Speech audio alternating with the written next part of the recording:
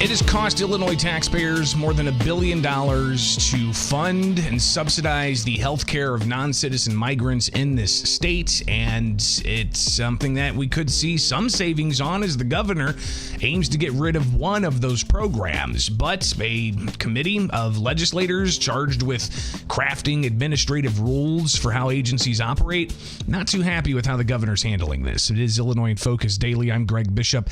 Again, we've tracked how much tax dollars go out to non-citizens, healthcare coverage. You have the various auditors looking at this as well within the state government. The Auditor General just put out a audit several weeks ago, and if you remember, we did a segment on that and covered that at thecentersquare.com, where it said, listen, cost overruns higher than what was expected, tons of issues with the right types of documentation. Some of the non-citizens who were getting healthcare benefits from Illinois taxpayers had Social Security numbers, so they were documented, or just a bunch of red flags. And the governor brushed it off and said, working on it. But Republicans highlight how this was a very expensive endeavor for the state to take on, and actually acted as a magnet to bring in more non-citizens. So you've got this fund that was started just for immigrant seniors at first. It was the health benefits for immigrant seniors. It was during COVID whenever they passed this, and I remember talking to the sponsor of it at the Capitol during the pandemic saying, how much is it going to cost? And they gave a low estimate. It was like $17 million or something like that. Obviously, it ballooned from there. And despite it ballooning more than what the estimates were for the Healthcare for Immigrant Seniors program, they decided to have the health benefits for immigrant adults. So from 42 to 65, that's the adults. 65 and up, that's the seniors. And you're talking tens of thousands of people on the rolls here. Now, last year, the governor tried to put a cap on how many people could enroll in that non-citizen healthcare subsidy. There was pushback from the immigrant community on that. But then the governor this year, in February, for the State of the State and the budget address, he said, listen, we're going to...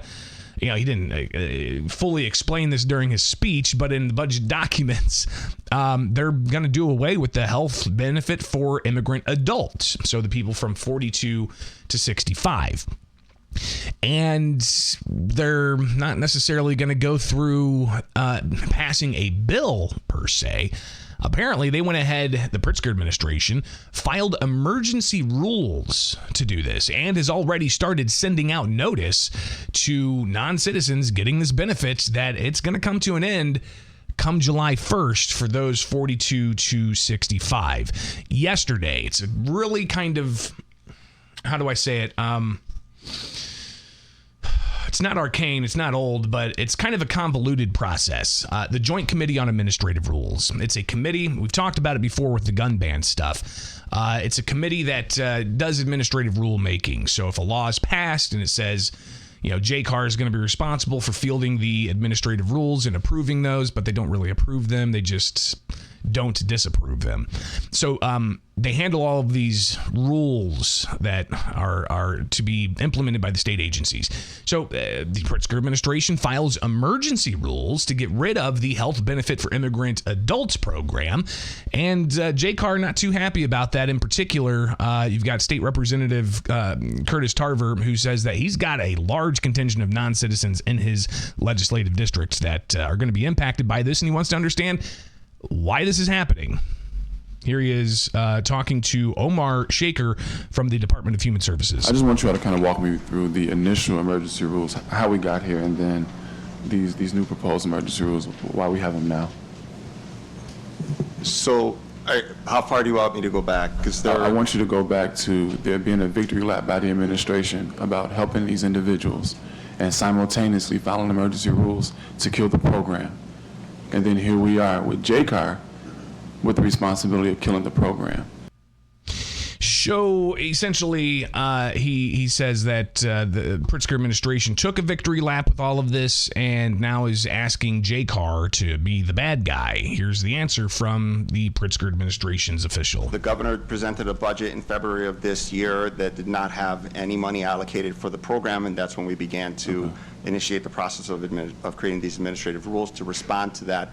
if that is the eventuality. So it looks like it is going to be the eventuality because they filed emergency rules to do that. And they've already started putting out notices starting earlier this month saying, hey, health benefit for immigrants, adults participation, it's going to end. And if you are part of it, expect to not have health care coverage subsidized by the Illinois taxpayer come July 1st. Here is Tarver talking about how he wants more outreach for how this is going. Have a significant undocumented population. This is affecting them in a way that none of us can really truly understand because we're fortunate enough not to be in that position. It's very concerning to me. I would like to certainly have a conversation offline as well about specific outreach so that those individuals are aware and they can get the resources that they need, because I don't think any of this is their fault, whether it's the administration. I don't think it's JCAR for sure, or the legislature. It's certainly not their fault, and I want to make sure those individuals have the best opportunities possible. So how this plays out, obviously it's all going to be part of the budget process, which they have to get a budget together by May 31st, right? And hopefully I can educate you on how that comes together, because there's going to be two huge documents that we get in the last week of session. One is going to be the probably 3,500 page line by line budget document. The other thing is going to be the budget implementation bill, what they call a BIMP. That's also going to come within the last few days, and it'll change. You know, they'll do a shell bill thing, and then they'll change it and make some last minute tweaks. They'll have hearings about it at 10 o'clock at night or whatever. Just speculating because I've been there when they've done that. So the BIMP is where some of this could come into play, where they'll change some language on the health benefit for immigrant seniors or the health benefit for immigrant adults. But the BIMP's also where they could possibly put in, you know, tax and fee increases for certain things, changes in the tax code and such. It's almost like an omnibus for certain policies to impact how money is taken in from taxpayers and how money is being spent. So hopefully we can better understand that as we get closer to the end of session, which again is May 31st. But back to the Joint Committee on Administrative Rules, right? Because when a law is passed, it means, hey, agency, you've got to do this, but you have to tell the Joint Committee on Administrative Rules the rules of which you think are best to implement this. And that's what JCAR does. State Representative Stephen Reich, Republican from Woodstock, he said, listen, this whole process is being abused by the Pritzker administration on this issue. Point, as Representative Tarver has just said, of being in a position to be the bad guy and terminate the program through administrative rulemaking, again, emergency rulemaking. I just want to make the point that I believe this is an emergency of the administration's own making. So emergency rules that were an emergency of the administration's own making, more from Reich. This is, I think, was an abuse of the emergency rulemaking authority at the outset of this whole process, and I would say that it's also an abuse of it's an abuse of JCAR to use us as the vehicle by which this program is terminated, when I think the whole issue now is we're terminating a program that was created as an emergency by the administration itself. I think there's a lot of accountability there that belongs someplace other than in this room. So obviously we've got several weeks to plow through more of all of this and how your money is going to be impacted by the state spending, increasing spending by what, $15 billion over the past few years. Money keeps going up and up and up, new programs and such, and more tax and fee increases. We'll talk about it every morning here with Illinois in Focus Daily. I'm Greg Bishop. Like, subscribe, hit that notification bell.